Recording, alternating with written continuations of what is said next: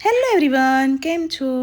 અત્યારે લંચનો ટાઈમ થઈ ગયો છે તો અત્યારે અહીંયા હું ખિયાસ માટે પાસ્તા બનાવી રહી છું. આ પાસ્તા હેલ્ધી છે, એના માટે મેદાના યુઝ નથી કરતી, સૂજી અને ઘઉંના પાસ્તા યુઝ કરું છું.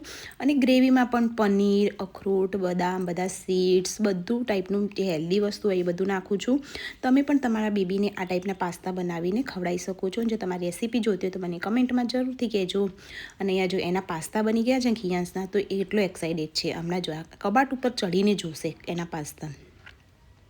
તમારું બેબી પણ આવું જ છે કે નહીં એ પણ મને કમેન્ટમાં કહેજો. એના પછી મેં અમારા લંચની તૈયારી કરી. અહીંયા હું રોટલી કરું છું. સાઈડમાં મારા સાસુએ શાક પણ બનાવી દીધું છે.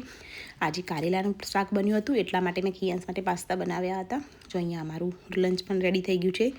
રોટલી બનાવી દીધી છે, શાક પણ બની ગયું છે. અને સાઈડમાં કચુંબર જે કટિંગ કરવાનું એ બધું પણ થઈ ગયું છે.